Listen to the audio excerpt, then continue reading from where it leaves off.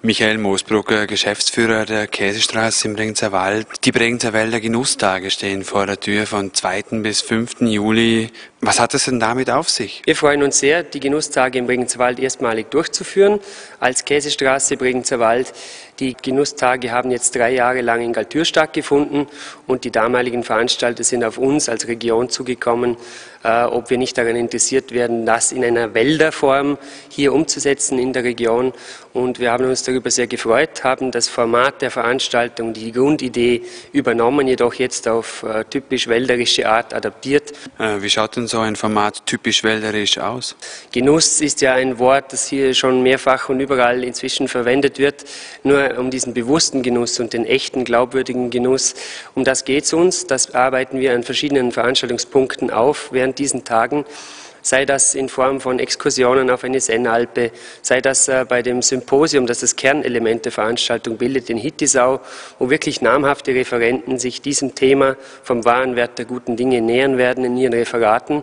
Oder auch ein bunter Verkaufsmarkt in Schwarzenberg. Es wird viel geboten, aber eben mit glaubwürdig und echtem Bregenzer Wälder Genuss. Welche Produkte wird es denn zum Genießen geben? Der Schwerpunkt liegt noch nicht auf den Produkten, die wir selber imstande sind, in unserer Region zu produzieren. Aber es geht schon auch darum, dass die Wälder sich da nicht einkoppeln oder abkoppeln in ihrer eigenen Region, sondern wir möchten genau auch von anderen auch lernen, deren Genusskompetenz auch in den Mittelpunkt stellen. Und so haben wir heuer die Emilia Romagna, eine italienische Vorzeige-Genussregion, sage ich jetzt einmal, eingeladen. Und die wird mit ihren Produzenten und Köchen während diesen Tagen hier sein und bei den verschiedenen Veranstaltungen ebenso mitwirken.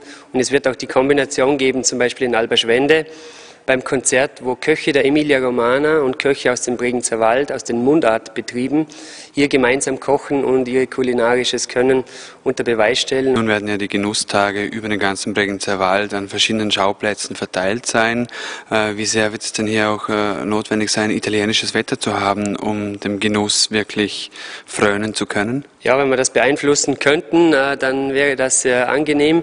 Jedoch, wenn wir heute vorausschauen auf die nächsten Tage, scheint das Wetter mitzustimmen. Die Italiener dürften das Wetter mitbringen. Und ja, so steht diesen Veranstaltungen, die sehr viele natürlich auch unter toller Kulisse bei uns in der Region stattfinden, unter Freiluft, nichts im Wege und wir freuen uns sehr darauf.